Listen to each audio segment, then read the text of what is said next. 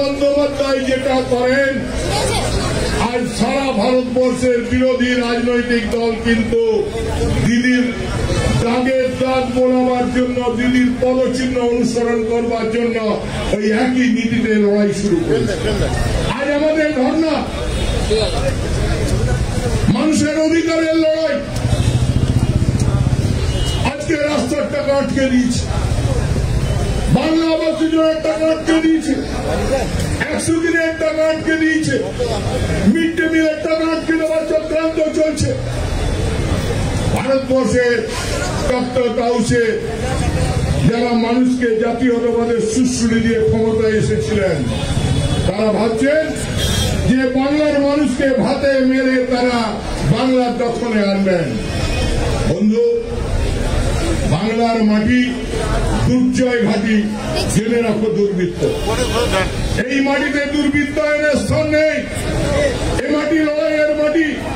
তাই আজকে Mamata Bandyopadhyay doctor B.R.. আম্বেদকরের মূর্তির পদতলে যখন ঘটনা মঞ্চ করে হকের পাওনা চাওয়ার জন্য লড়াই করেছেন, লড়াই শুরু করেছেন, আজ সারা ভারতবর্ষে যে অবিজেপি সরকারগুলো রয়েছে, কংগ্রেস সহ অন্যান্য বিরোধী দলের শাসিত যে সরকারগুলো রয়েছে, তারাও চিন্তা ভাবনা শুরু করেছে দিদির নিয়ম মতো, দিদির দাগের দাগ গুলিয়ে একই রূপে আন্দোলন করে এই ফ্যাসিস্ট সরকারের বিরুদ্ধে গর্জে ওঠা। তাই বন্ধু, আজ সময় এসেছে এই ফ্যাসিস্ট সরকারের বিরুদ্ধে লড়াই করা। আমরা দেখেছি চেসেস্কু সরকার, আমরা দেখেছি স্টালিন, লেনিন। আমরা তাই হুঁশিয়ারি দিয়ে বলতে চাই যে যারা ভাবছেন একদলীয় শাসন ক্ষমতা নিয়েছে, সারা ভারতবর্ষের ক্ষমতাকে কুক্ষিগত করে ক্ষমতায় থেকে যাবেন, তাদের বলি এর নাম মমতা বন্দ্যোপাধ্যায়। যেদিন ব্রিগেড প্যারেড গ্রাউন্ডে মমতা বন্দ্যোপাধ্যায় সিপিএম এর মৃত্যু ঘণ্টা বাজিয়েছিলেন, সেদিন অতি বড় তৃণমূল কংগ্রেসীয় ভাবতে পারেনি যে সিপিএম নামক দলটা গুপিয়ে যে বাক্সবন্দী হয়ে বঙ্গোপসাগরের জলে ফেলে দেওয়া, চুর চুর হয়ে তাসের ঘরের মতো ভেঙে যাবে। তাই বিজেপি যদি ভাবছে ক্ষমতার দম্ভে আসীন হয়ে, তারা যদি ভাবছে বাংলাকে ঠান্ডা করবে, আমি বলি বাংলার নেত্রীর নাম মমতা বন্দ্যোপাধ্যায়। একটু দাঁড়ান, এ তো সবে শুরু হয়েছে। এই লড়াই কোথায় যায় লক্ষ্য রাখুন। আপনাদের দপ্তর হাউস থেকে টেনে নামাবে সারা ভারতবর্ষের মানুষ। আর ভারতবর্ষের মানুষ মমতা বন্দ্যোপাধ্যায়কে নেতৃরূপে মেনে নিয়েছে। আজ গোয়ায় দিদির নামে জবাবদিঘট, আজকে মেঘালয়ে দিদির নামে জয়গান, আজকে বিহারে দিদির নামে মিছিল মিটিং হচ্ছে, আজকে কেরল, মহারাষ্ট্রে মমতা আম্মা বলে মানুষ জয়ধ্বনি দিচ্ছে। তাই এই লড়াই ভারতবর্ষের ফ্যাসিস্ট শক্তির বিরুদ্ধে রুখে দাঁড়ানোর লড়াই। ইতিহাস বলে যে বরাবর শ্রমিক শ্রেণী একমাত্র ফ্যাসিস্ট শক্তিকে টেনে নামিয়ে ক্ষমতাচ্যুত করতে পারে। তাই এই আইনটিডিউসি মঞ্চ থেকে ডাক দিয়ে যায়, আগামী দিন কৃষক শ্রমিক মজদুরের লড়াই, আগামী দিন বাংলার সাধারণ মানুষের লড়াই। তাই জোট বাঁধো, তৈরি হও, প্রতিবাদ প্রতিরোধে সামিল হও। সামনের লড়াই ভীষণ লড়াই, এই লড়াই ফ্যাসিস্ট শক্তির বিরুদ্ধে লড়াই। আপনাদের প্রত্যেককে আন্তরিক শুভেচ্ছা জানিয়ে যারা হাজার হাজার মানুষ আজকের এই ধর্ণা মঞ্চে দিদির ডাকে হাজির হয়েছে, প্রত্যেককে নত মস্তকে প্রণাম জানিয়ে, স্যালুট জানিয়ে আমি আমার বক্তব্য শেষ করছি। এই বলে আমি বিদ্রোহী রণক্লান্ত, আমি সেই দিন হব শান্ত, তবে উৎপীড়িতের ক্রন্দন রোল আকাশে বাতাসে ধরিবে না। মমতা বন্দ্যোপাধ্যায়ের লড়াই চলছে, চলবে। আমি এই বলে আমার বক্তব্য শেষ করছি। জয় হিন্দ। বন্দে মাতরম, মমতা ব্যানার্জি জিন্দাবাদ, তৃণমূল কংগ্রেস জিন্দাবাদ, অভিষেক ব্যানার্জি জিন্দাবাদ, আইএনটিটিউসি জিন্দাবাদ, আর সারা বাংলার মামাটি মানুষ জিন্দাবাদ। ভালো থাকুন। রাজ্য আইএনটিটিউসির সাধারণ সম্পাদক বিধায়ক শ্রী নরেন্দ্রনাথ চক্রবর্তীকে ধন্যবাদ। এখন আমাদের এই ধর্ণা কর্মসূচিতে বক্তব্য রাখবার জন্য পশ্চিমবঙ্গ রাজ্য কর্মচারী ফেডারেশন স্টিয়ারিং কমিটির সদস্য শ্রী রণবীর দত্তকে আমরা অনুরোধ জানাচ্ছি।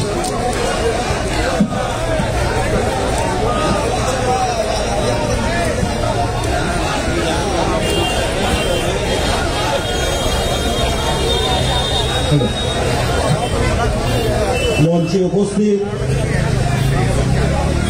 সর্বভারতীয় আইএনটিটিউসির সভানেত্রী মাননীয় সাংসদ শ্রীমতী গোলা সেন মহাশয়া, রাজ্য আইএনটিটিউসির সভাপতি শ্রী বিতর্কত বন্দ্যোপাধ্যায়, মাননীয় মন্ত্রীগণ, বিধায়কগণ, ফেডারেশনের রাজ্য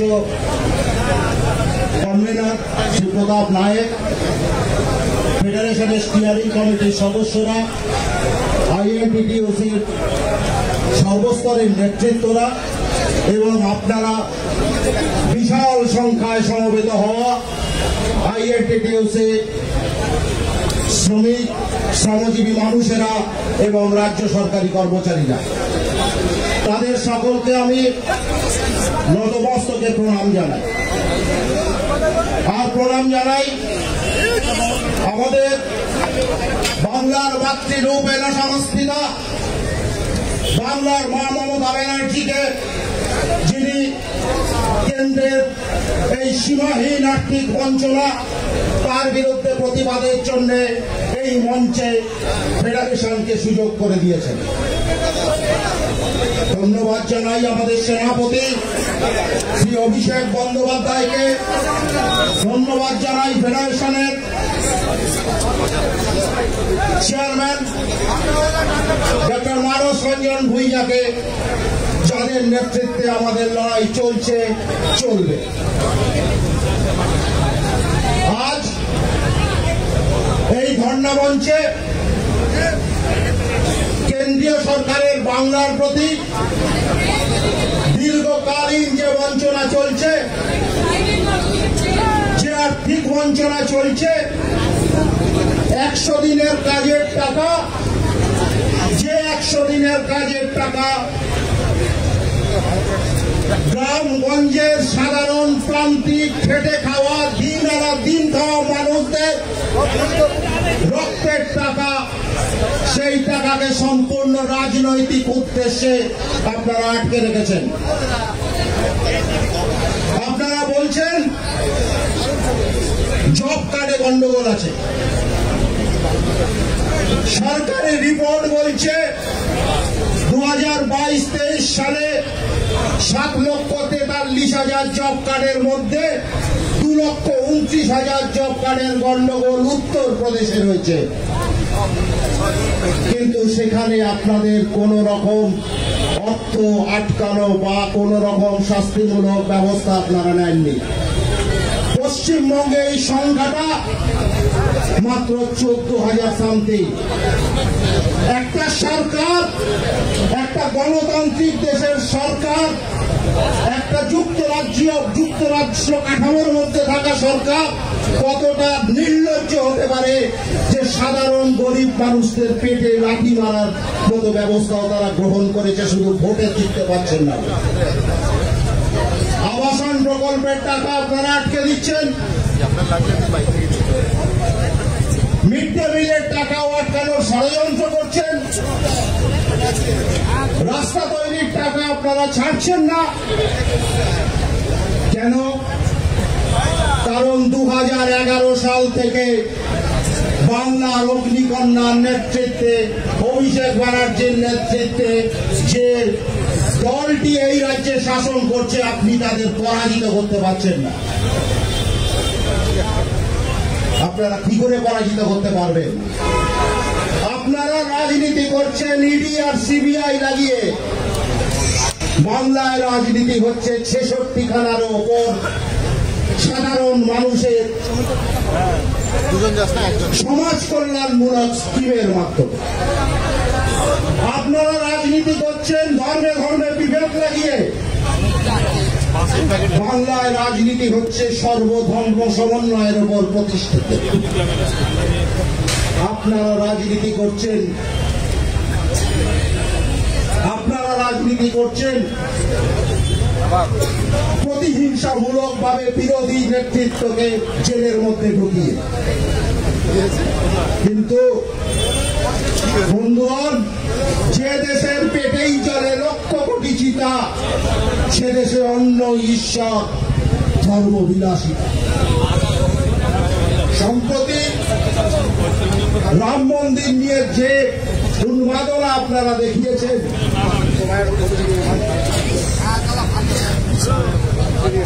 দেখে কি মনে হয়নি বন্ধু সারা দেশে কর্মসংস্থান, অন্ন, বস্ত্র, বাসস্থান ইত্যাদির কোন সমস্যা নেই? এই রাজনীতি প্রতিটা গণতান্ত্রিক স্তম্ভকে ধ্বংস করার রাজনীতি, সাধারণ মানুষকে পিষে ফেলার রাজনীতি দিয়ে আপনারা ভাবছেন বাংলা জয় করবেন। বাংলা ব্রিটিশরাও জয় করতে পারেননি। বাংলার মাটি দুর্জয় ঘাটি বুঝে নেই দুর্বৃত্ত। একটা কথা বলতে চাই, আজকে সকাল থেকে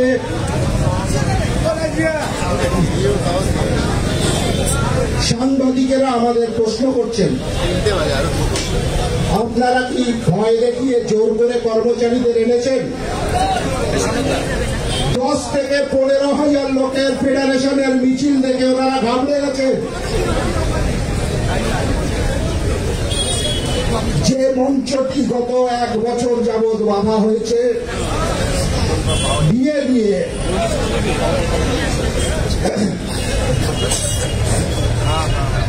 সেই মঞ্চে দুটি দল, একটি দল 34 বছর যাবৎ এই রাজ্য শাসন করেছেন, কি দিয়েছেন? 65,000 কলকারখানা বন্ধ হয়েছে, লক্ষ লক্ষ বিরোধী কর্মী খুন হয়েছে, লক্ষ লক্ষ সংসার উজাড় হয়েছে। পশ্চিমবঙ্গের মতো একটি উন্নত জনপদকে অর্থনৈতিকভাবে ধ্বংস করেছে। আর আপনারা এখন উঁচু গলায় বলছেন ডিএ দিতে হবে, ডিএ অবশ্যই দিতে হবে। মাননীয় মুখ্যমন্ত্রী কখনো বলেননি আমি ডিএর বিপক্ষে বা ডিএ দেব না। কিন্তু যে 2 লক্ষ কোটি টাকা ঋণের বোঝা আপনারা রেখে গেছেন, যে দুর্বিষহ অর্থনৈতিক অবস্থার মধ্যে আপনারা পশ্চিমবঙ্গকে ফেলে রেখে গেছেন, তার দায় কার? আরেকটি দল যারা কেন্দ্রীয় সরকারে একের পর এক নির্বাচনে শুধু মিডিয়াকে প্রভাবিত করে আর ইডি আর সিবিআই লাগিয়ে জিতে যাবেন ভাবছেন, তারা ক্রমাগত রাজনৈতিক পরাজয় সহ্য করতে না পেরে বিলো দ্য বেল্ট অ্যাটাক করছে, রাজ্যকে ভাতে মারার চক্রান্ত করছে। সাধারণ মানুষের টাকা আটকানো হচ্ছে, গরিব মানুষের বাড়ি তৈরির টাকা আটকানো হচ্ছে। কিন্তু বন্ধু, বাঙালিরা মমতা ব্যানার্জির নেতৃত্বে বাংলার মানুষেরা মাথা নোয়ায়নি, নোয়াবেন না। সুতরাং আমাদের সামনে লড়াই বড় কঠিন, লড়াই দীর্ঘ। আইএনটিটিউসি, সরকারি কর্মচারী সহ সমাজের প্রতিটা মানুষ, প্রতিটা ক্ষেত্রের মানুষকে একজোট হতে হবে। একজোট হতে হবে মাননীয় মুখ্যমন্ত্রীর নেতৃত্বে, মাননীয় অভিষেক বন্দ্যোপাধ্যায়ের নেতৃত্বে মহামাটি মানুষের সরকারের অধীনে। যদি বাংলাকে আমরা বাঁচাতে চাই,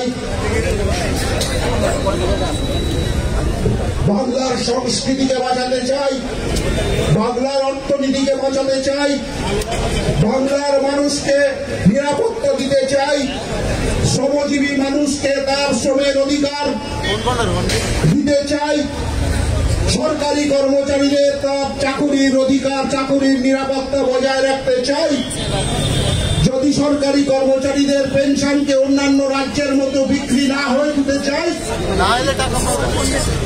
যদি কন্ট্রাকচুয়াল কর্মচারীরা 60 বছর অবধি চাকরির যে অধিকার পেয়েছেন, চাকুরি শেষ হওয়ার পরে 3 লক্ষ টাকা একটা এককালীন ভাতার অধিকার পেয়েছেন, যদি ত্রিস্তরীয় পঞ্চায়েতের 50,000 প্লাস কর্মচারীরা ওয়েস্ট বেঙ্গল হেলথ স্কিমে অন্তর্ভুক্ত হওয়ার অধিকার পেয়েছেন, এরকম শত শত অধিকার যদি বজায় রাখতে চান বন্ধু, তাহলে বন্ধুকে চিনে নিন,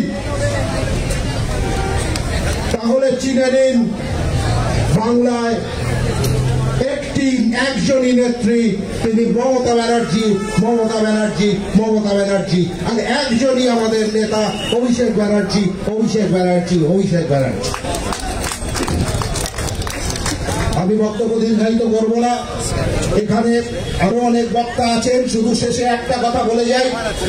দীর্ঘ সময় যাবৎ মাঝে মাঝেই এরকম প্রশ্ন তোলা হয়, পশ্চিমবঙ্গে নাকি গণতন্ত্র নেই। আমাদের না, এটা গত 374-75 দিন যাবৎ যৌথ মঞ্চ আন্দোলন করছেন গান্ধী মূর্তির পাদদেশে। শিক্ষকেরা যারা চাকরি প্রার্থী তারা আন্দোলন করছে প্রায় 2 বছরের মতো। এই সরকারের কোন পুলিশ গিয়ে তাদের উঠিয়ে দেওয়া হয়েছে? আর আপনারা বলছেন রাজ্যে গণতন্ত্র নেই। বাংলার মানুষেরা এই মিথ্যাচার গ্রহণ করছেন না, এই বিচারিতা গ্রহণ করছেন না।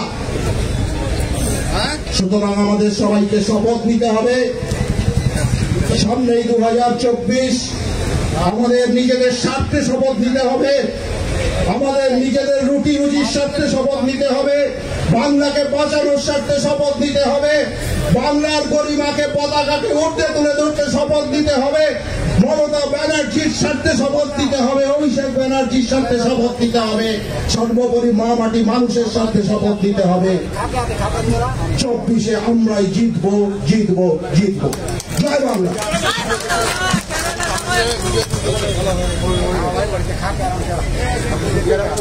একটু ইউজ করবেন না, দেখুন আপনি কি করবেন, ফ্রেমটাই ফেলে দিচ্ছেন, সেই জন্যই আমরা রমণীর তথ্যকে ধন্যবাদ জানাই। এখন আমাদের এই ধর্ণা কর্মসূচিতে অধ্যাপিকা অনন্যা চক্রবর্তীকে বলবার জন্য আমি অনুরোধ করছি।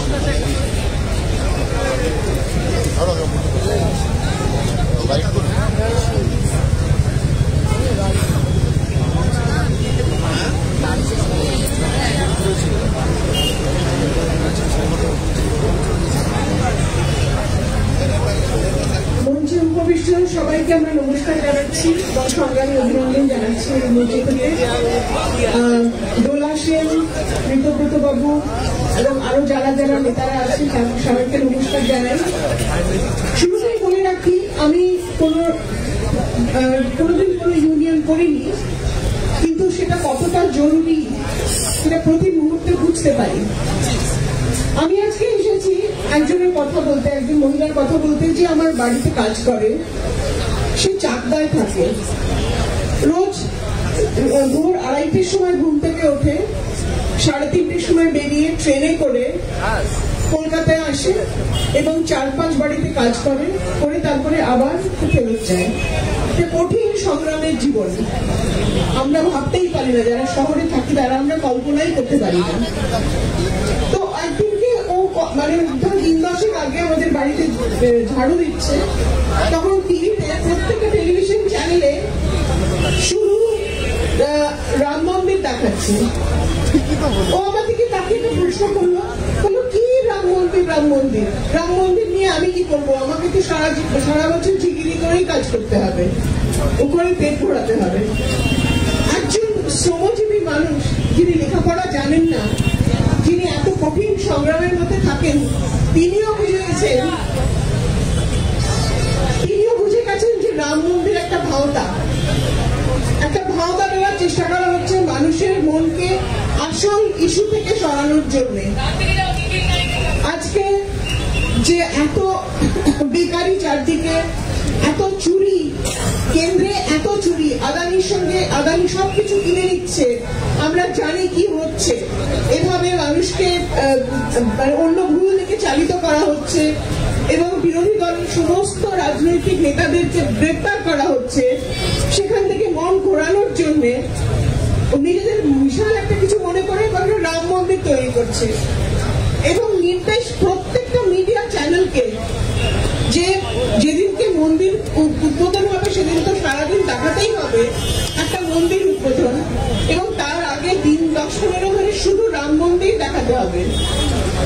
একটা গেট টুগেদারে গেছিলাম, সেখানে একজন বিজেপি নেত্রী আমার সামনে একজন টেলিভিশন চ্যানেল, কোন চ্যানেল নাম বলবো না, সেই চ্যানেলের একজন উচ্চ পদস্থ একজন মহিলাকে বললেন, আজ রাম মন্দির দিখায় না, এটা রাম মন্দিরের উদ্বোধনের 2 দিন আগে। তো মেয়েটি একটু এম্বারাসড হয়ে গেলেন, আমি সামনে আছি, হ্যাঁ দিখায়া, আজ প্রেস কনফারেন্স হয় না, वो दिखाया। তো উনি বললেন হ্যাঁ দিখাতে রহে না, মানে বিজেপির হুকুম যে টানা 10-15 দিন ধরে শুধু রাম মন্দির দেখাতে হবে। আপনারা নিশ্চয়ই লক্ষ্য করেছেন যে রাম মন্দির যেদিন উদ্বোধন হয়েছে তার আগে 15-20 দিন ধরে টেলিভিশন আর দেখা যেত না, কারণ শুধুই রাম মন্দির উদ্বোধন হবে, এখানে এই তৈরি হয়েছে, ওখানে সেই তৈরি হয়েছে, সারাক্ষণ শুধু ওটাই দেখিয়ে যাওয়া হচ্ছে, যেন ওটাই আসল ইস্যু। মানুষের বেকারত্ব কোনো ইস্যু নয়, মানুষ যে কত অসুবিধাতে আছে সেটা ইস্যু নয়, কোনো কিছুই ইস্যু নয়। এবং আমার ওই কাজের মেয়েটি আমাকে বলল যে ও একটা ছোট টিনের ঘরে থাকে, বিধবা মহিলা, বললো আমি ঘর কেন পাচ্ছি না বলুন তো। আমি খোঁজ নিলাম, জানলাম যে কেন্দ্র থেকে তো টাকা আসছে না, তাই একটা বিরাট লম্বা লিস্ট তৈরি হয়ে গেছে, একটা ব্যাকলগ তৈরি হয়ে গেছে, সেই জন্য তারা টাকা পাচ্ছে না। তো আমি মোদীবাবুকে একটা প্রশ্ন করতে চাই, এদিকে আপনি বলেন বেটি বাঁচাও বেটি পড়াও, অন্যদিকে বলেন সবকা বিকাশ, এত কিছু বলেন, তাহলে এই মেয়েটাকে ঘর কেন দিচ্ছেন না বলুন তো? এই টাকাটা কেন পাঠাচ্ছেন না? গরিব মানুষের টাকাটা কেন পাঠাচ্ছেন না? 100 দিনের কাজের টাকাটা কেন পাঠাচ্ছেন না? আপনি তো দ্বিচারিতা করছেন, আপনি তো মিথ্যাবাদী। আপনি যেটা বলেন সেটা তো আসলে করেন না। আপনি দিন দিন নতুন নতুন পোশাক পরেন, এক এক জায়গায় গিয়ে এক এক রকম পাগড়ি পরেন, নানা রকম কথা বলেন, কিন্তু আসল কাজের কাজ তো করেন না।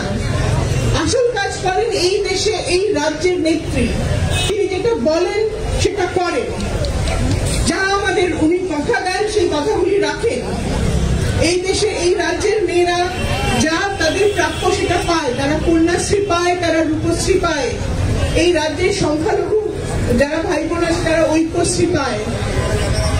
আপনি তো সেগুলো করেন না, আপনি শুধু বড় বড় কথা বলেন। আমি মিডিয়াকে দোষ দেব না, মিডিয়ার কোনো উপায় নেই। যদি তারা আমাদের সবকিছু ব্ল্যাক আউট না করে দেয় এবং যদি শুধু বিজেপির খবর না দেখায়, তাহলে তাদের বিজ্ঞাপন বন্ধ হয়ে যাবে, তাদের অফিসে ইডি সিবিআই পৌঁছে যাবে, ঠিক যেরকম আমাদের তৃণমূলের নেতাদের বা বিরোধী দলের নেতাদের বাড়িতে পৌঁছে যাচ্ছে। তাই আমি তাদের কোনো দোষ দিচ্ছি না, সত্যি তাই, তাদের কোনো উপায় নেই। এবং তারা কিন্তু আলাদাভাবে আমাকে বলেছে যে দিদি আর না ভালো লাগে না এই খবর করতে, আমাদের কোনো উপায় নেই, আমরা মাইনে পাবো না যদি এরকম না করি, আমাদের কাজ চলে যায়, আমাদের এক পেশে খবরই পেশ করে যেতে হবে। তাই প্রতিদিন আপনারা খবরে কি দেখেন?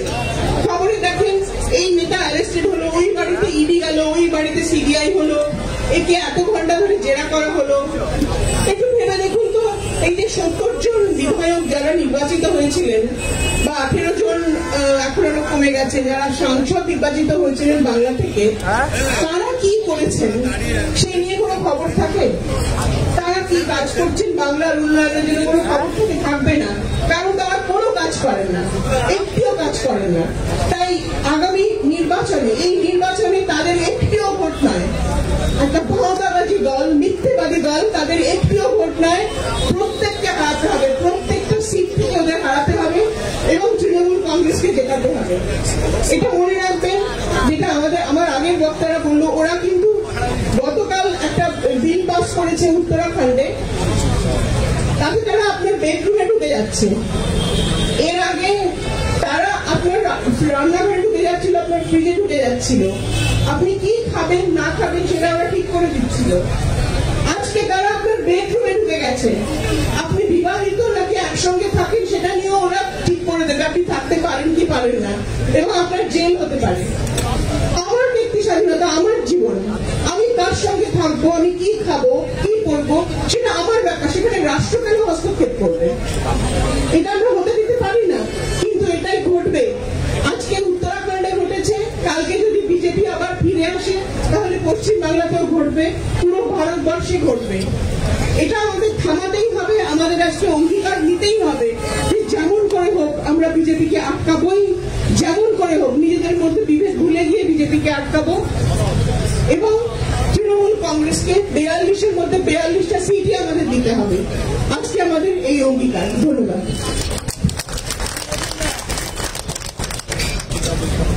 অরুণা দেবীকে ধন্যবাদ। এখন আমাদের এই ধর্ণা অবস্থানে বক্তব্য রাখবার জন্য আইএনটিটিউসির দার্জিলিং সমতল জেলার সভাপতি নির্জল দিকে আমরা অনুরোধ জানাচ্ছি।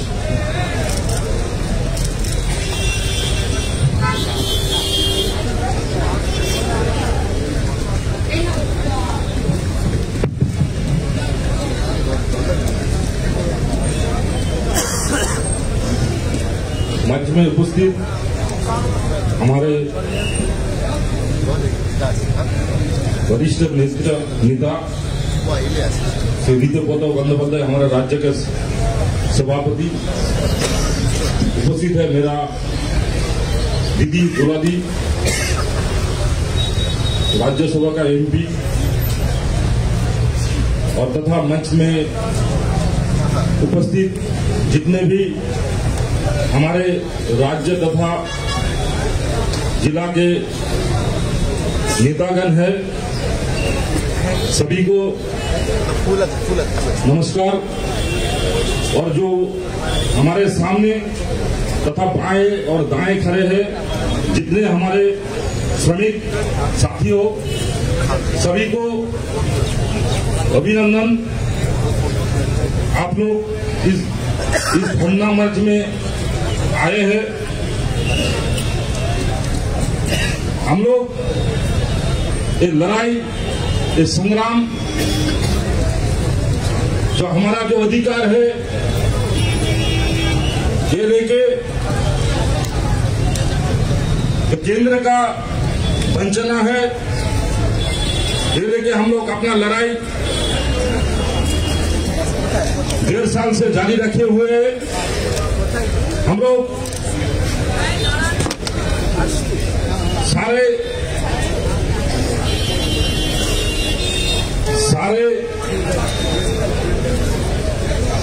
राज्य में हमारा आंदोलन जारी है।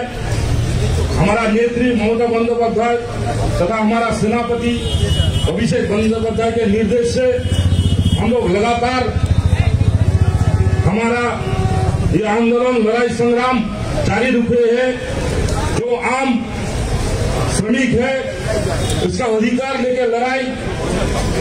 आज जो उत्तर बंग का सबसे बड़ा जो इंडस्ट्री है वो चाय बगान है, जिसमें 20 लाख से ज्यादा वर्कर काम करते हैं। आज जो केंद्र का सरकार है, जो मोदी जी का सरकार है, आज जो चाय श्रमिक के प्रति जो उनका रवैया है वो हम लोग के लिए काफी निराशाजनक है। हम लोग देखे 2014 में जब मोदी जी केंद्र में सरकार में पावर में आए थे, तभी जो डुअर्स में उन्होंने मीटिंग किया, वहां पर बोले कि मैं एक चाय वाला हूं।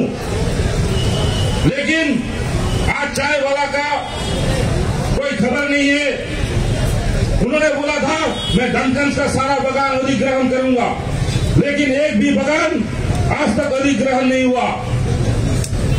आज चाय बगान का श्रमिक तो टी बोर्ड का जो फैसिलिटी स्टाइपेंड से लेके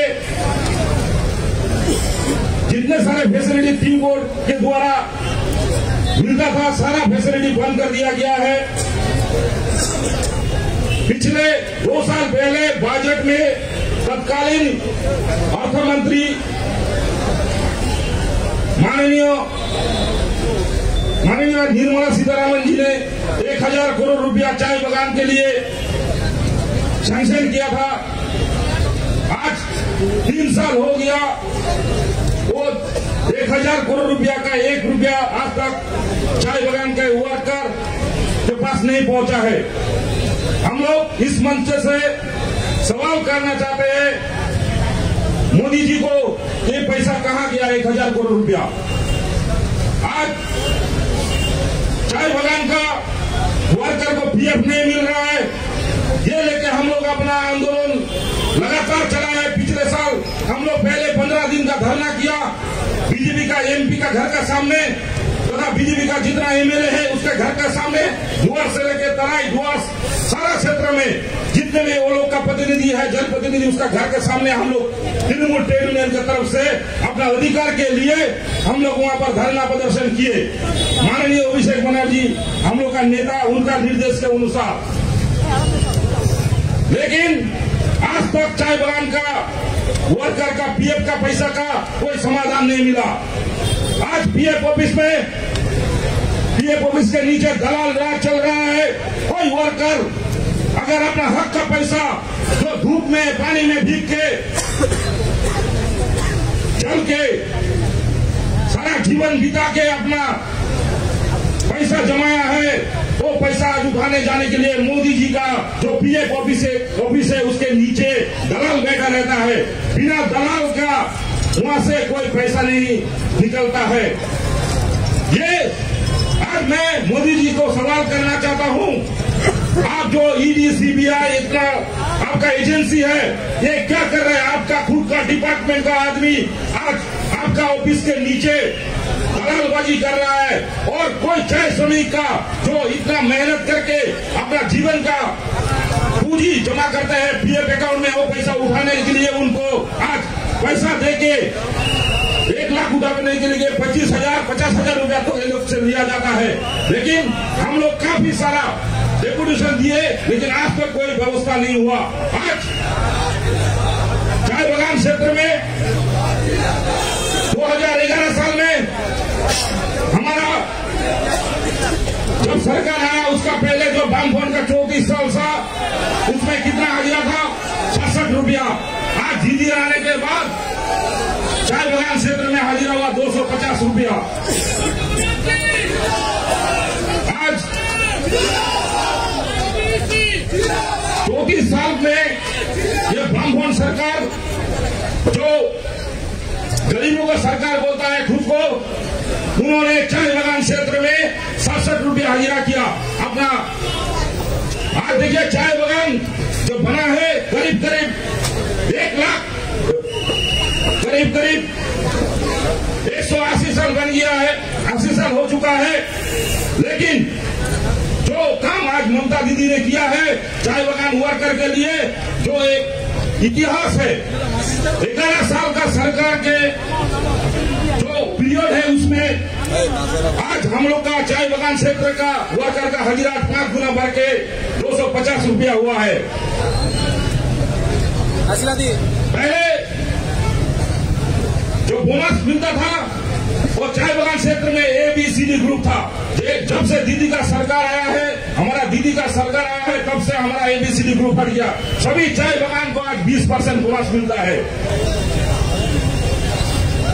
आज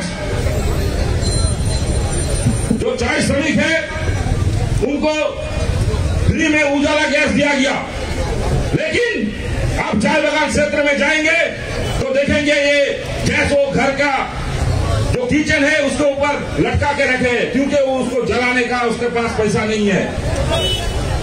फिर क्या किया, अभी बोलता है आधार कार्ड के साथ लिंक करना पड़ेगा गैस बुक का। अभी श्रमिक लोग अपना काम छोड़ के अभी जाके अपना आधार कार्ड के साथ लिंक कर रहा है। अगर लिंक नहीं होगा तो 1000 रुपया फाइन देना पड़ेगा। तो ये मोदी सरकार किसके लिए बैठा है? ये आज गरीब को सता रहा है, आम आदमी को सता रहा है।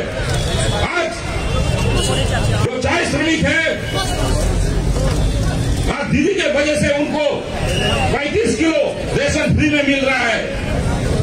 2021 का विधानसभा से पहले हमारे राज्य के माननीय मुख्यमंत्री तथा हमारे नेत्री उन्होंने बोला था इस बार अगर हम जीतेंगे तो हम फ्री में रेशन देंगे चाय बगान क्षेत्र में। उन्होंने उनका वादा पूरा किया और चाय बगान क्षेत्र में आज बिना पैसे में फ्री में आज 35 किलो रेशन मिलता है। आज चाय बगान क्षेत्र में हमारा सरकार काफी सारा डेवलपमेंट का काम कर रहे हैं। उसमें सबसे बड़ा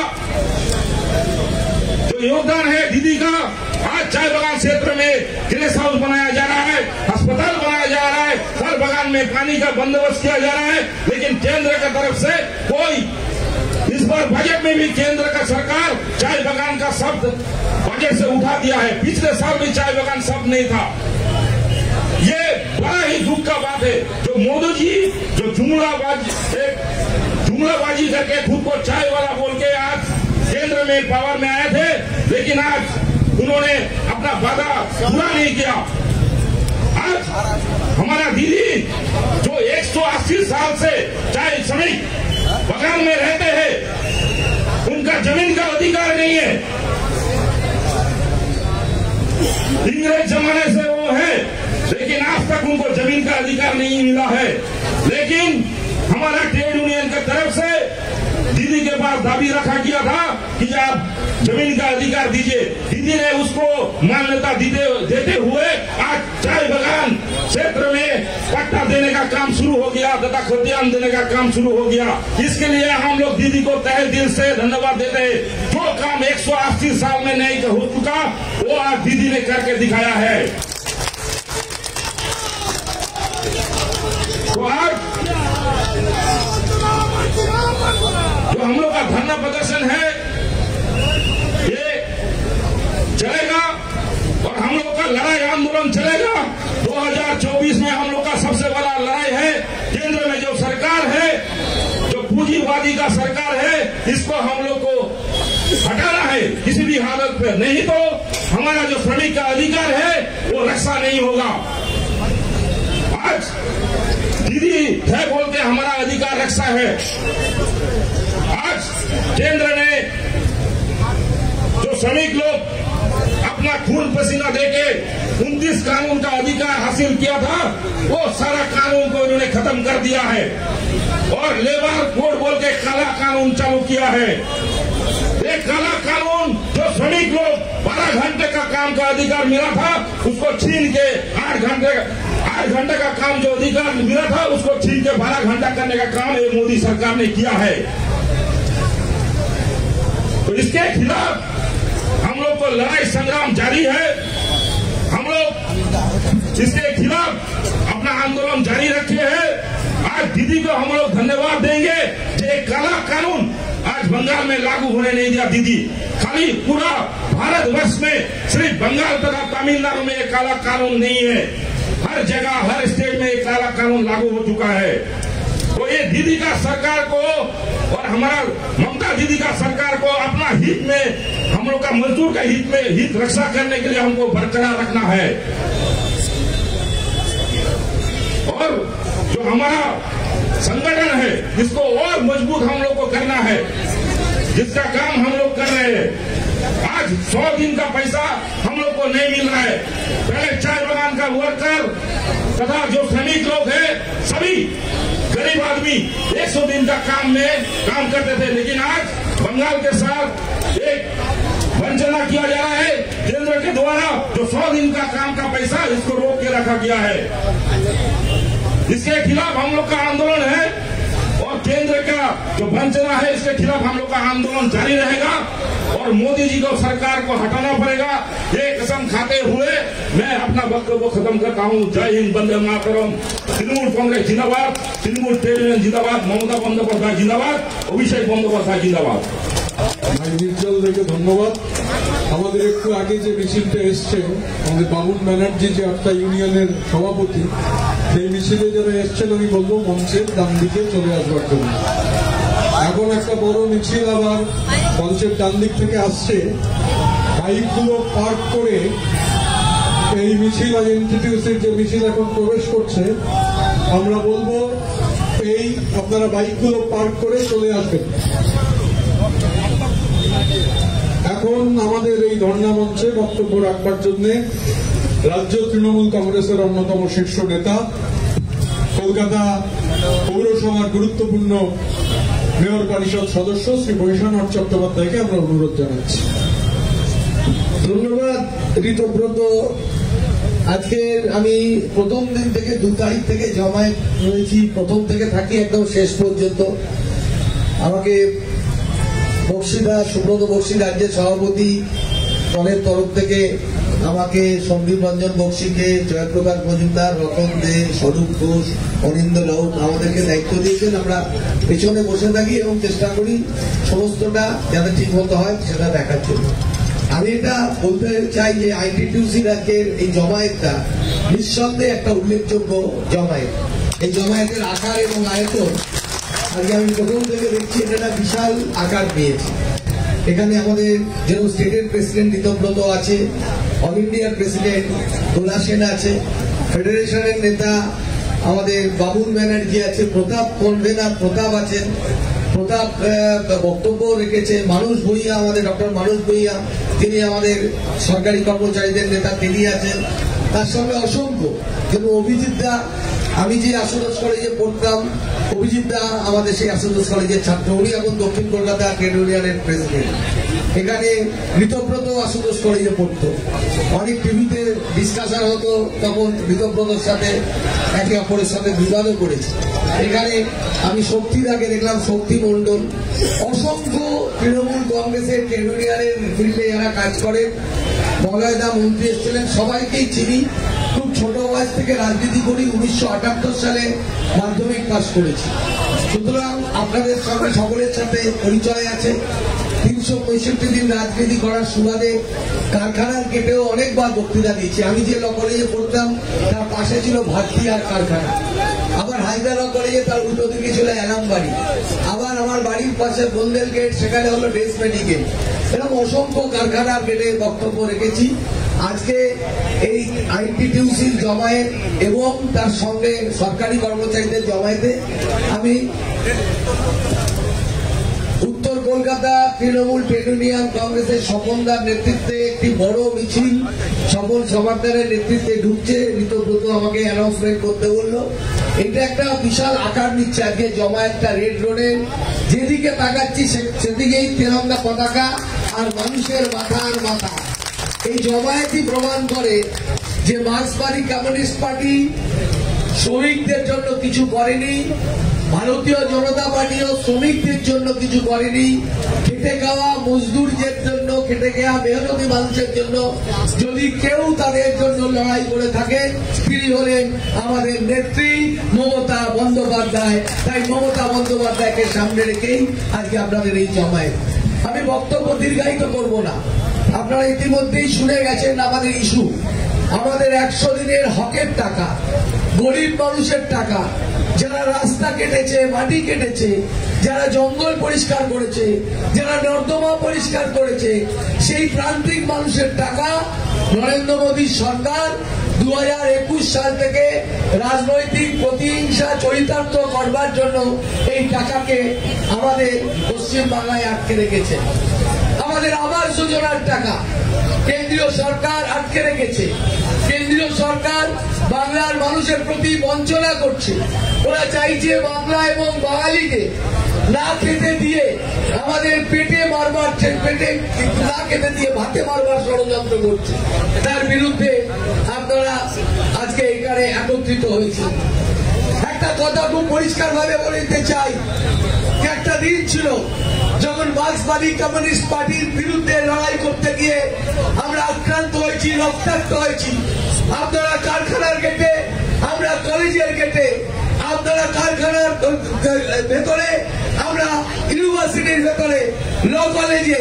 আমি ছাত্র সংগঠনের রাজ্যের সভাপতি ছিলাম, যুব সংগঠনের রাজ্যের কার্যকরী সভাপতি ছিলাম, বর্তমানে রাজ্যের তৃণমূল কংগ্রেসের সাধারণ সম্পাদক হিসাবে এটা বলতে চাই যে 34 বছরে যখন আমরা লড়াই করেছি পশ্চিম বাংলায়, তখন দিল্লি থেকে কেউ আমাদের পাশে এসে দাঁড়ায়নি, কেউ বা বিজেপির কোন নেতা আমাদের পাশে এসে দাঁড়ায়নি। বাংলার মাটিতে যখন ছোট আগারিয়া থেকে নানুর থেকে নেতাই থেকে নন্দীগ্রাম থেকে শিমুর, একটার পর একটা গণহত্যায় বাংলায় মার্ক্সবাদী কমিউনিস্ট পার্টি সংগঠিত করেছে, তখন বাংলার মানুষকে নিয়ে যিনি প্রতিবাদ আর প্রতিরোধের ডাক দিয়েছিলেন তিনি হলেন মমতা ব্যানার্জি আর মমতা ব্যানার্জি। আজকে তাই মমতা ব্যানার্জির নেতৃত্বে, অভিষেক বন্দ্যোপাধ্যায়ের নেতৃত্বে, আমাদের নেক্সট জেনারেশনের লিডার অভিষেক বন্দ্যোপাধ্যায়, তার নেতৃত্বে আজকে বাংলার শ্রমিক কর্মচারীরা একত্রিত হয়েছে। আমরা সবাই বাংলার শ্রমিক কর্মচারীরা এখানে একত্রিত হয়েছে। আমি আপনাদের কাছে আহ্বান রাখবো, যেভাবে আমরা মার্ক্সবাদী কমিউনিস্ট পার্টি আমরা যখন মার খেতাম, আমরা ভাবতাম আমরা কি পারবো সিপিএম এর এই রাজত্বকে অবসান করতে, এই জগদ্দল পাথরকে সরাতে। আমরা যখন মার খেয়েছি, রক্তাক্ত হয়েছি, ঘর চালাতে গেছি, বাড়ি চালাতে গেছি, জেল খেটেছি, বন্ধুদের মৃত্যু হয়েছে, কারুর মৃতদেহ নিয়ে আমরা শ্মশানে, কারুর মৃতদেহ নিয়ে আমরা কবরে গিয়েছি, তখন আমরা চ্যালেঞ্জ দিয়েছিলাম। আমাদের প্রজন্মের কাছে চ্যালেঞ্জ ছিল যে আমরা পশ্চিম বাংলা থেকে মার্ক্সবাদী কমিউনিস্ট পার্টি সরকারকে আমরা পরাস্ত করব। আমরা সেই চ্যালেঞ্জ জিতেছি। পশ্চিম বাংলায় 2011 সালে মমতা ব্যানার্জির নেতৃত্বে মহামাটি মানুষের সরকার প্রতিষ্ঠিত হয়েছে। আজকে আমাদের কাছে দ্বিতীয় চ্যালেঞ্জ এসছে। আজকে এই ট্রেড ইউনিয়নের জমায়েতে, আইএনটিটিইউসির জমায়েতে, এই ফেডারেশনের জমায়েতে দাঁড়িয়ে বাংলার তৃণমূল কংগ্রেসের প্রতিষ্ঠা লগ্নের একজন কর্মী হিসাবে আপনাদের কাছে আবেদন রেখে যাব, আসুন আমরা জোট বেঁধে ঐক্যবদ্ধ হয়ে যেভাবে মার্ক্সবাদী কমিউনিস্ট পার্টিকে পশ্চিম বাংলা থেকে হারিয়েছি, আগামী দিন ভারতবর্ষের প্রত্যেক হাউস থেকে, মসলাদ থেকে ভারতীয় জনতা পার্টিকে আমরা পরাজিত করব। এই লড়াই, এই চ্যালেঞ্জ আজকের এই জমায়েত থেকে আমরা গ্রহণ করছি। আমাদের নেত্রীর নাম মমতা বন্দ্যোপাধ্যায়, আমাদের প্রধান সেনাপতির নাম অভিষেক বন্দ্যোপাধ্যায়। আমাদের নেত্রীকে মাথায় নিয়ে বৈশাদা, এক সেকেন্ড, বৈশাদা আমাদের দলের সিনিয়র নেতা, আইএনটিটিসি উত্তর কলকাতাতে মিছিলটা যাচ্ছে, ওপারে প্রেসের বন্ধুরা আছে, ছবিটাতে বৈশাদার ভিডিও উঠছে, একটু আপনারা খেয়াল করুন পতাকাটা নেওয়ার সময়, প্লিজ একটু পতাকাটা নেওয়ার সময় খেয়াল করুন। বৈশাদা, আমরা এই বিশ্বাস নিয়ে, এই আশা নিয়ে প্রতিদিন আপনাদের কাছে আসি। কালকেও টেলিভিশনে গেছি, আমাদের বিরুদ্ধে একটা মিথ্যাচার করার চেষ্টা করছে, কালি চেটানোর চেষ্টা করছে, তৃণমূল কংগ্রেসের বিরুদ্ধে কালি চেটানোর চেষ্টা করছে। এটাই হলো সিপিএম এর কায়দা। প্রথমে আপনাকে ব্যক্তি চরিত্র হরণ করবে, ক্যারেক্টার অ্যাসোসিয়েশন করবে, তারপর আপনাকে গুপ্ত হত্যা করবে, ব্যক্তি হত্যা করবে। আজকে সিপিএম আর আরএসএস এক হয়েছে। আগে যারা সিপিএম ছিল, আগে যাদের হাতে মার খেয়েছি, লাল পতাকা দিয়ে ঘুরে বেড়াতো, লোকাল কমিটি, জোনাল কমিটি, জেলা কমিটি, রাজ্য কমিটি, আর সেই সেরেপ বাজগুলো আজকে গেরুয়া পতাকা নিয়ে ভারতীয় জনতা পার্টিতে গেছে, আমাদের বিরুদ্ধে কালি ছেটানোর চেষ্টা করছে। আমি বলি যে আমরা জানি এদের এই কালি ছেটানোর তরিকাটা। এই কমিউনিস্টরাই একদিন প্রফুল্ল চন্দ্র সেন এই রাজ্যের মুখ্যমন্ত্রী ছিলেন, তাকে গায়ে কালি দিয়ে বলেছিল তিনি নাকি স্টিফেন হাউস কলকাতায় কিনেছে। তারপর প্রফুল্ল সেনের মৃত্যুর পরে দেখা গেল তার আলমারিতে দুটো ধুতি আর দুটো পাঞ্জাবি। এরা বিধানচন্দ্র রায়কে গুন্ডা দলের সর্দার বলেছে, এরা অতুল্য ঘোষকে কানা অতুল্য বলেছে সিপিএম। আজকে যারা বিজেপি আর সিপিএম হাত মিলিয়েছে তৃণমূলের বিরুদ্ধে, এই কমিউনিস্টরা নেতাজি নেতাজি সুভাষচন্দ্র বোসকে বলেছে কুইসলিং, এরা স্বামী বিবেকানন্দকে বলেছে ভণ্ড সাধু, এরা রবীন্দ্রনাথ ঠাকুরকে বলেছে বুর্জুয়া কবি।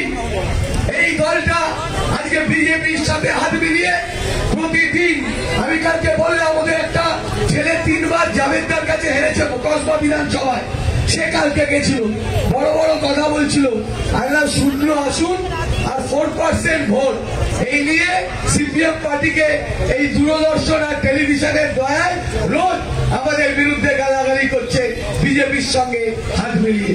তাই এই বিজেপি এবং সিপিএম এর এই যে ষড়যন্ত্র, এই যে চক্রান্ত, এই যে আমাদের বিরুদ্ধে যে কালি ছিটে দেওয়া, দুর্নাম করা, বদনাম করার যে ষড়যন্ত্র, এই ষড়যন্ত্রের বিরুদ্ধে আমরা তেরঙ্গা পতাকা নিয়ে লড়াই করছি বাংলার বুকে মমতা ব্যানার্জির নেতৃত্বে। তুমি বলেছিলেন তোমার পতাকা দাঁড়ে দাও, পরিবারে দাও তারে সম্মতি। আজকে বাংলার তেরঙ্গা পতাকা, আজকে ভারতবর্ষের তেরঙ্গা পতাকা, যে তেরঙ্গা পতাকা ভারতবর্ষের স্বাধীনতা আন্দোলনে অগ্রভাগে ছিল, যে তেরঙ্গা পতাকা ব্রিটিশ সাম্রাজ্যবাদের বিরুদ্ধে লড়াই করেছিল, সেই তেরঙ্গা পতাকা আজকে ভারতবর্ষের এই তেরঙ্গা পতাকা রয়েছে মহামাটি মানুষের নেত্রী মমতা ব্যানার্জির হাতে। তাই মমতা ব্যানার্জিকে সামনে রেখে আমরা নতুন দিনের কথা ভাবছি, আগামী দিন ভারতবর্ষ পরিচালনার কথা ভাবছি। এই বাংলার মাটিতেই আগামী দিন ঠিক হবে যে ভারতবর্ষের সরকার কিভাবে পরিচালিত হবে, এই কলকাতার মাটিতেই ঠিক হবে আগামী দিনে ভারতবর্ষের সরকার কিভাবে পরিচালিত হবে। তাই আপনাদের সকলকে দেশপ্রেমিক অভিনন্দন জানিয়ে, সংগ্রামী অভিনন্দন জানিয়ে, এই মেহনতি খেটে খাওয়া মানুষকে আমার অন্তরের অন্তঃস্থল থেকে আমার ভালোবাসা, আমার শ্রদ্ধা, আমার দেশপ্রেমিক অভিনন্দন জানিয়ে আমি আমার বক্তব্য শেষ করলাম। নমস্কার, জয় হিন্দ, বন্দে মাতরম। রাজ্য তৃণমূল কংগ্রেসের সাধারণ সম্পাদক শ্রী বৈশ্বনাথ চট্টোপাধ্যায়কে ধন্যবাদ। আমাদের উত্তর কলকাতা আইএনটিটিউসির প্রেস ক্লাব থেকে শুরু হওয়া মিছিল স্বপন সমাদ্দার আমাদের জেলার সভাপতির নেতৃত্বে এখানে এসে পৌঁছেছে। আমি অনুরোধ করব ডান দিকে চলে যাওয়ার জন্য। আমাদের পশ্চিমবঙ্গ রাজ্য বিদ্যুৎ পর্ষদ এমপ্লয়িজ ইউনিয়নের জমায়েতে এসছে, আমি ডান দিকে যাওয়ার জন্য অনুরোধ জানাবো। এখানে যারা আছেন, যারা এসেছেন, আরো এখন আমাদের অন্যান্য জেলার মিছিল আসবে, ডান দিকটায় চলে যাওয়ার জন্য আমি অনুরোধ জানাবো।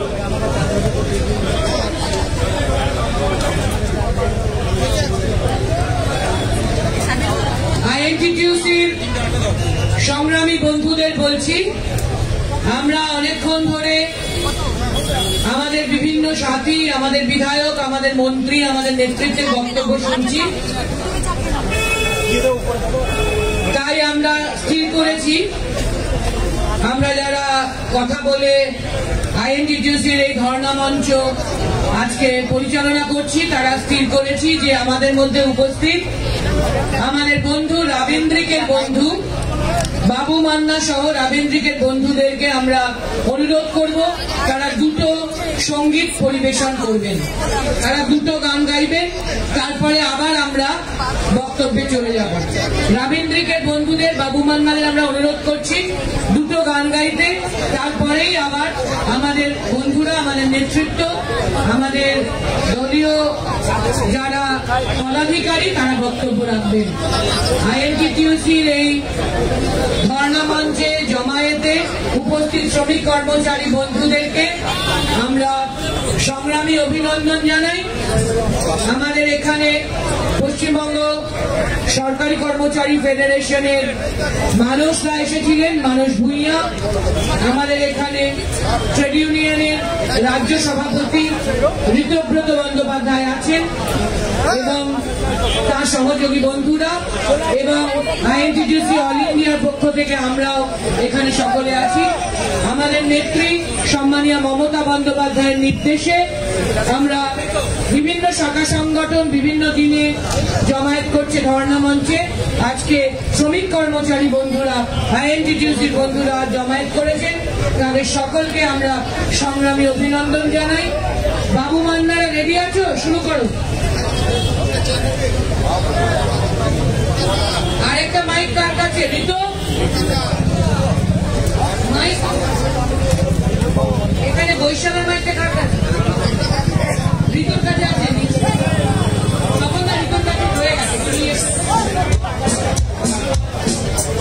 তাদের সকলকে সংগ্রামী অভিনন্দন জানাই।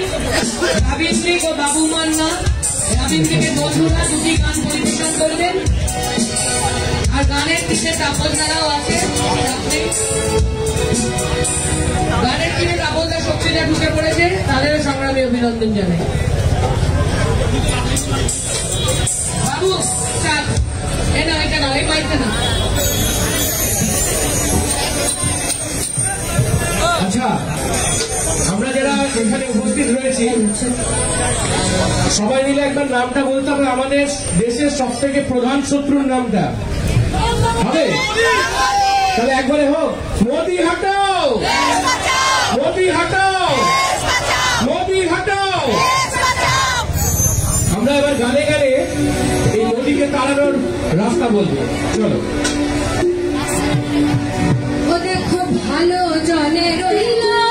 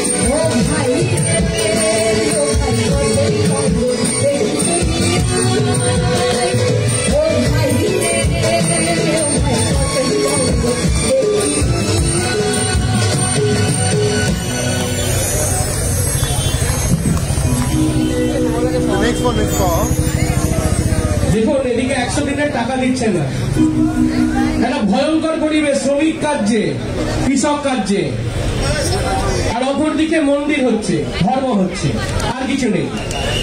মানুষ পেটে কি খাবে সেই কথা বলছে না, কেন্দ্রের সরকার সেই কথা বলছে না, বলছে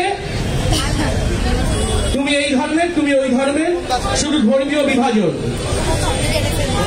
আমাদের দেশের সংস্কৃতিকে শেষ করে দেওয়া হচ্ছে। পরবর্তী গান রাবীন্দ্রিকের হৃদংশ মুখার্জির লেখা একটি গান। এই গানটা গাওয়ার আগে আমি দুই একটা কথা বলতে চাই গানটা সম্পর্কে এবং নিজের সম্পর্কে এবং আমাদের সবার সম্পর্কে। দেখুন, আমি খুব নগণ্য একজন মানুষ, একটু সেরকম জানি না, তবে এই ধর্মভীরু লোকগুলোকে ধর্ম কথাটা বোঝাতে পারবো, কারণ মাইথোলজিটা নিয়ে আমি পড়াশোনা করি। তাই যারা এই যে জয় শ্রীরামের নারা লাগিয়ে ঘুরে বেড়াচ্ছেন, ঠাকুরের প্রতি এত ভক্তি, তাদেরকে কয়েকটা মাইথোলজিক্যাল কথা বলেই বোঝাই। আপনারা জানেন যে রাম, আমাদের যে শ্রীরাম প্রভু, উনি কৃষ্ণের একটা অবতার। আবার সেই কৃষ্ণকেই রাধিকা কালী রূপে পুজো করেছিল, তাই রয়েছে কৃষ্ণকালী। আবার যদি কালীর প্রধান যিনি সাধক আমাদের শ্রী রামকৃষ্ণ পরমহংস, ওনার কথা যদি বলি, উনি কিন্তু বলে গেছেন যত মত তত পথ, কালী খ্রিস্ট আল্লাহ সবই। তাই আমরা যদি প্রথম থেকেই দেখে আসি, ধর্ম নিয়ে যে এত হানাহানি, সেটা এখন যতটা ছিল আগেকার দিনে কিন্তু ছিল না। তাই রাম নিয়ে যে এত নাচানাচি করছেন, ভুলে যাবেন না, রাম আপনাকে বলেনি জয় শ্রীরাম বলে নারা লাগিয়ে ওটা একটা দলের মূল যে স্লোগান করতে। তাই এই গানটার মূল কথা হচ্ছে, ধর্ম যদি কখনো বয়ে আনে মৃত্যু, ভীতি এবং শোক, ধর্ম যদি কখনো বয়ে আনে মৃত্যু, ভীতি এবং শোক, আমি চাই প্রতিটি মাতৃগর্ভ থেকে যেন নাস্তিকের জন্ম হোক। তোমার আছে ধর্মের ধ্বজা, আমার আছে ভূখাপে, তোমার ঈশ্বর দেবালয় ঠাঁই পায়,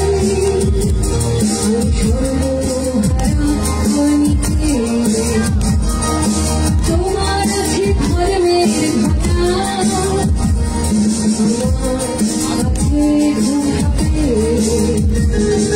তোমার ঈশ্বর দেবালয় ঠাঁই পায়, আমি সর্বহারা আমি নাস্তিক হতে পারি, আমি তোমার ধর্ম মানি না, যে ধর্ম আমার হিংসা শেখায়। আমি নাস্তিক হতে পারি, আমি তোমার ধর্ম মানি না, যে ধর্ম আমার হিংসা শেখায়।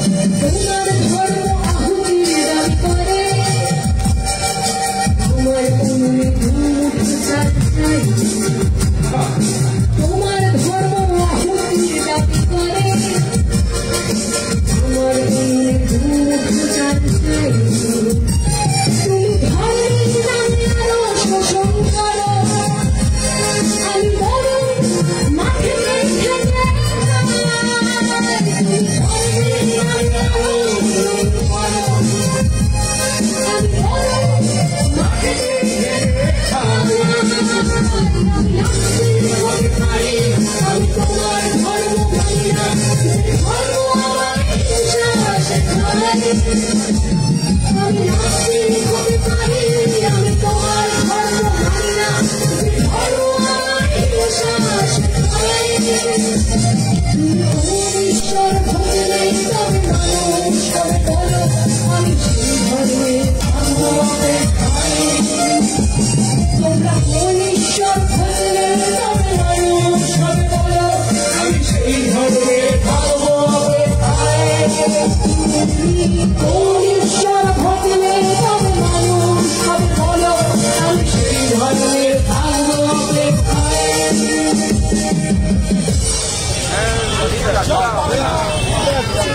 জয় বাংলা। আমাদের রাবীন্দ্রিককে আন্তরিক ধন্যবাদ ও সংগ্রামী অভিনন্দন।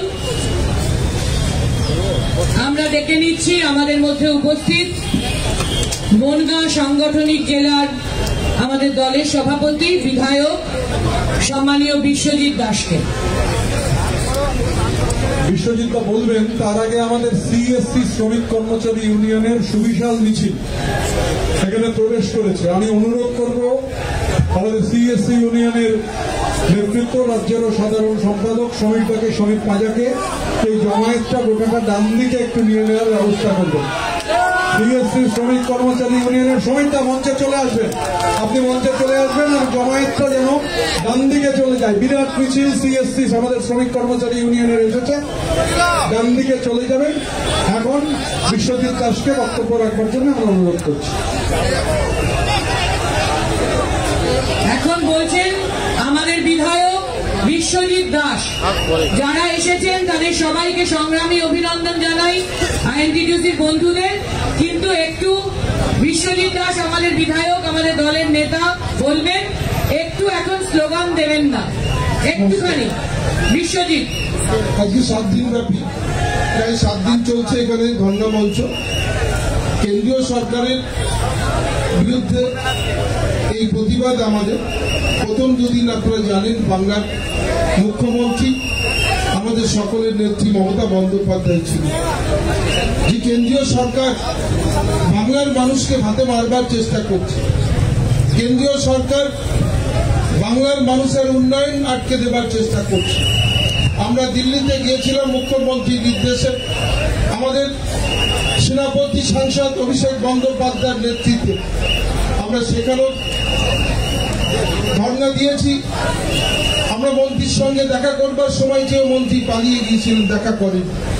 এবং তারপরে অভিষেক বন্দ্যোপাধ্যায়ের নেতৃত্বে আমরা রাজভবনে, আমরা ধর্ণা মঞ্চে এবং রাজ্যপালের সঙ্গে দেখা করেছিলাম মুখ্যমন্ত্রীর নির্দেশে। সেই ধর্ণা মঞ্চ আমরা সেখান থেকে প্রত্যাহার করেছিলাম।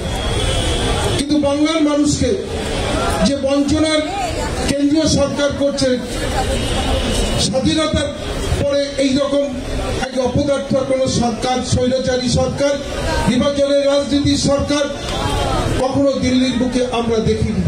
যে একটা সরকার যে নির্বাচিত সরকারকে ভেঙে ফেলবার চক্রান্ত করছে। আজকে তারই প্রতিবাদে আইএনটিটিউসি যেভাবে সারা এলাকা থেকে মানুষের যে সংগঠিত ভাবে এখানে এসেছেন, আমি তাদেরকে ধন্যবাদ জানাই। আমাদের মঞ্চে উপস্থিত রয়েছেন আমাদের আইএনটিটিউসি রাজ্য সভাপতি, আমাদের সাংসদ প্রিয় নেত্রী আমাদের দুলাদিকে দুলা সেন, এবং সর্বোপরি যে আইএনটিটিউসি রাজ্য সভাপতি সারা রাজ্যের সংগঠিত শ্রমিকদের সংগঠিত করে আজকে এই রেড রোডের ময়দানে প্রমাণ করলেন যে আমাদের সারা রাজ্যে যে মমতা বন্দ্যোপাধ্যায় যে অসংগঠিত শ্রমিকদের জন্য, শ্রমিকদের ফেডারেশনের জন্য যে কাজ করছেন, সে আজকের উপস্থিতিতে প্রমাণ করেন। এবং আমি ধন্যবাদ জানাই রাজ্য সভাপতি আইএনটিটিউসির আমাদের সভাপতি ঋতব্রত বন্দ্যোপাধ্যায়কে, তিনি প্রাক্তন সাংসদ বটে, সুবক্তা। আপনাদের এখানে এই উপস্থিতি প্রমাণ করছে যে কেন্দ্রের একটা অপদার্থ সরকার একটা নির্বাচিত সরকারকে যেভাবে আক্রমণ করছেন, সেই সরকার ভেঙে ফেলার চক্রান্ত করছেন, সেই বাংলার মানুষকে না খেয়ে মারবার চক্রান্ত করছেন। 100 দিনের কাজের টাকা আটকে রেখেছিলেন, আজকে প্রায় 3 বছর 21 লক্ষ পরিবার আজকে তাদের কথা ভাবেনি কেন্দ্রের একটা সরকার।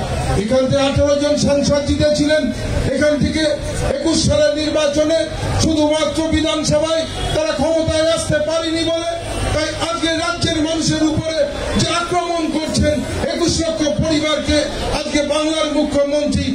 কেন্দ্র সরকারের বঞ্চনার বিরুদ্ধে দাঁড়িয়েও আজকে মুখ্যমন্ত্রী তাদের 21শে ফেব্রুয়ারির মধ্যে টাকা দেবার কথা বলেছেন। আজকে স্বাভাবিক কারণে এই 21 লক্ষ পরিবার, 21 লক্ষ মানুষ আজকে আনন্দিত এই মুখ্যমন্ত্রীর নির্দেশে। দীর্ঘদিন যাবৎ আমাদের অনেক উন্নয়নের টাকা আটকেছেন।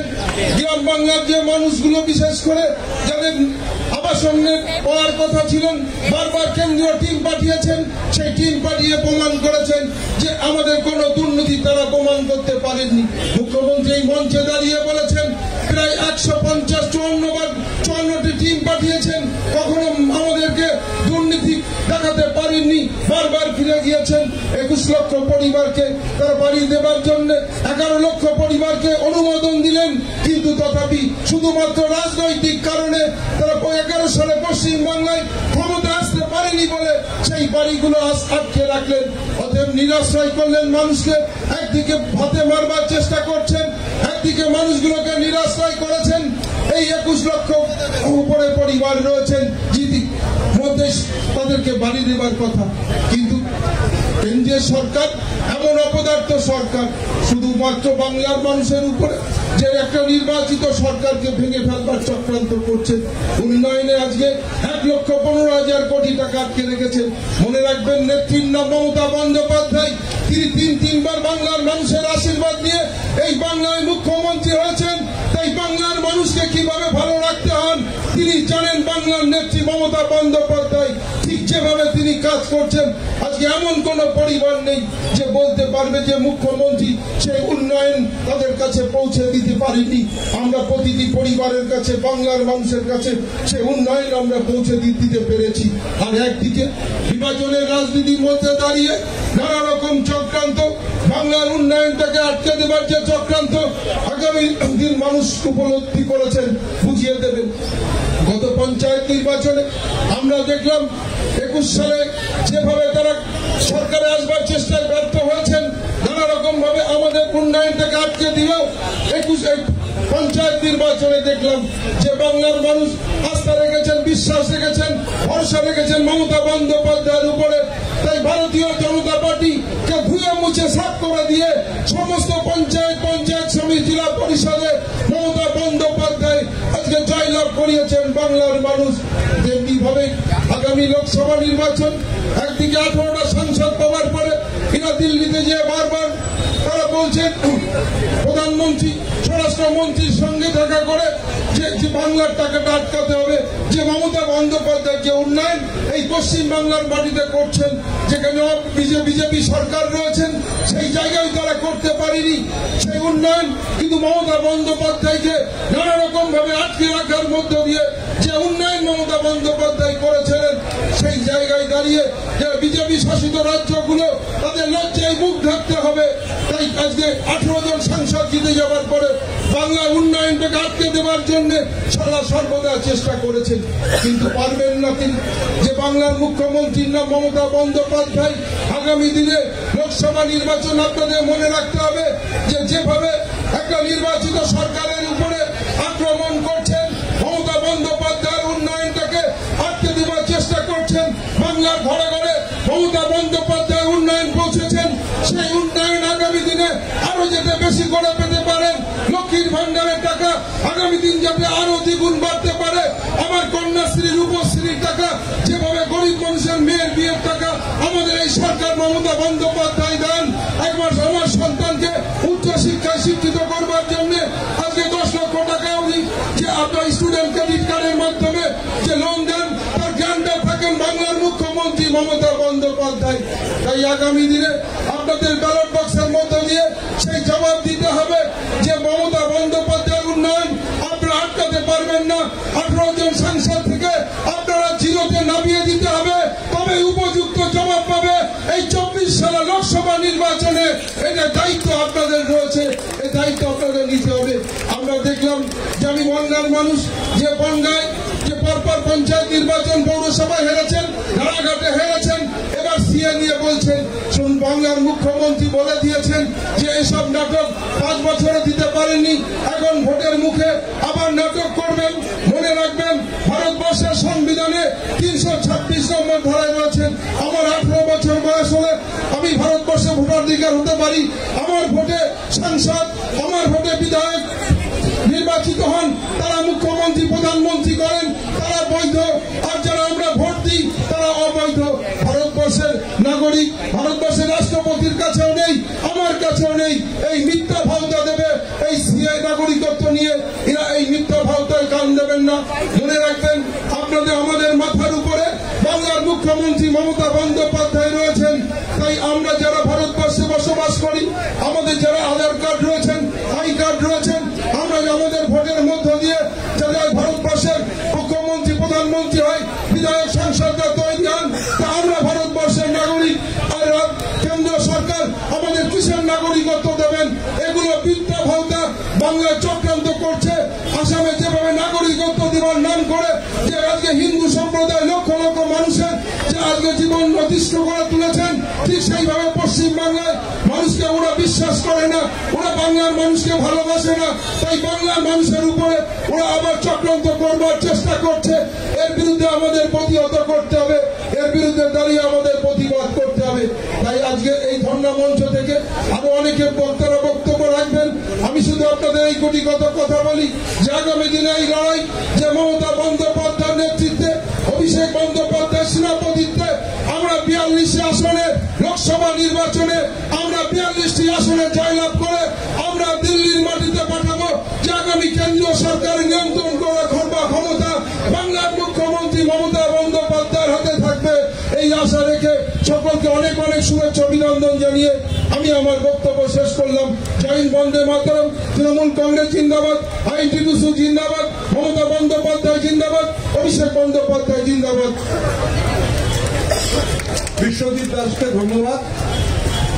আমাদের এই ধর্ণা মঞ্চে এসে উপস্থিত হয়েছেন আইএনটিটিউসির প্রতিষ্ঠাতা সভাপতি, যার হাত ধরে রাজ্য আইএনটিটিউসির পথ চলা শুরু হয়েছিল, রাজ্যের পরিষদীয় এবং কৃষি মন্ত্রী শ্রদ্ধেয় শ্রী শোভনদেব চট্টোপাধ্যায়।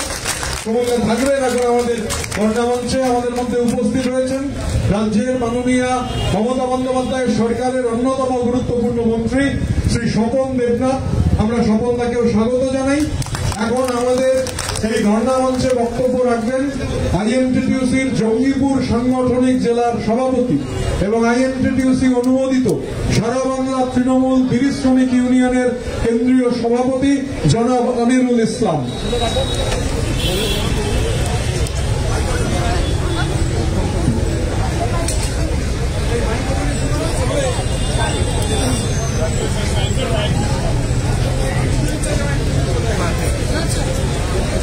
আরেকটা মাইক্রোফোন, এই বিশ্বজিৎ দাস মাইক্রোফোনটা কার হাতে দিলে? এইগুলো কি মাইক্রোফোন দিয়েছে? আচ্ছা, সেটা জানতাম না, হাতে রয়েছে, শুনলাম, দিচ্ছি। জনাব আমিরুল ইসলাম বিধায়ক আমাদের জঙ্গিপুর সাংগঠনিক জেলা আইএনটিটিউসির সভাপতি এখন বক্তব্য রাখছেন।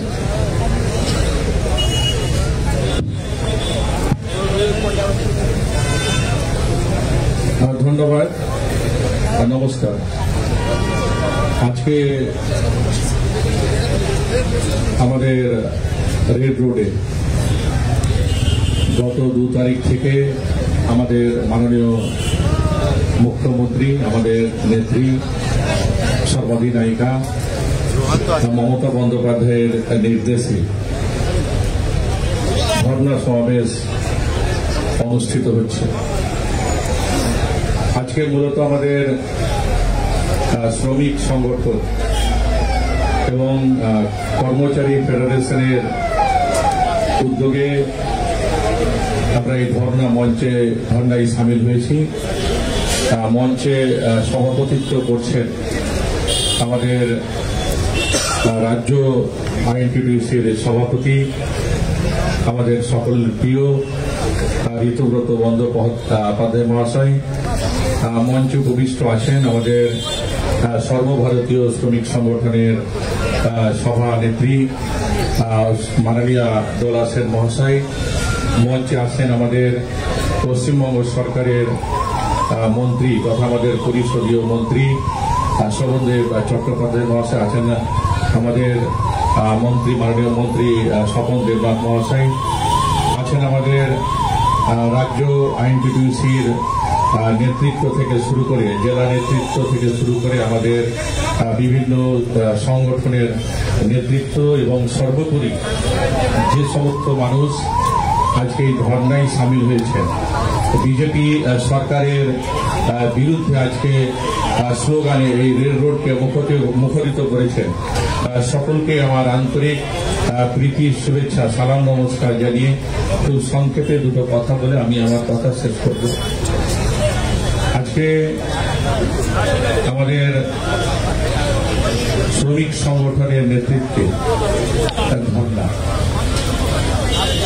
একটা জিনিস আপনাকে বুঝতে হবে যে কেন্দ্রে একটা বিজেপি সরকার, আমরা যাকে বলি বড় জালিয়াতি পার্টি, বিভিন্ন রকম আমরা কিন্তু তা বিশ্লেষণ করি, এবং বড় ঝুঠা পার্টি, সেটা আমরা কিন্তু লক্ষ্য করছি। এবং সবচেয়ে যেটা বড় বিষয়, যে বাংলার যে উন্নয়নকে স্তব্ধ করে দেওয়া, বাংলার কে প্রতি ক্ষেত্রে বঞ্চিত করা, এবং সবচেয়ে যারা গরিব মানুষ, যারা প্রান্তিক মানুষ, যারা দুমুঠো অন্যের জন্য মাথার ঘাম পায়ে ফেলে, যারা মেহনত করে, পরিশ্রম করে, সেই সমস্ত মানুষগুলোকে বঞ্চিত করছে। আজকে 21 লক্ষ শ্রমিক আজকে বঞ্চিত, তাদের 100 দিনের কাজের টাকা এই কেন্দ্রের বিজেপি সরকার দিচ্ছে না। শুধু তাই নয়, গরিব মানুষ যাদের মাথার উপরে ছাদ নেই, যাদের আবাসনের তালিকায় নাম ছিল 49 লক্ষ মানুষের, যারা হয়তো ভেবেছিল যে আমার মাথার উপরে একটা ছাদ হবে, যারা স্বপ্ন দেখেছিল মাথার উপরে ছাদের, তাদের মধ্যে 11 লক্ষ মানুষের নামের তালিকা তৈরি হয়েছিল। কিন্তু এই বিজেপি সরকার তাদেরকেও বঞ্চিত করে।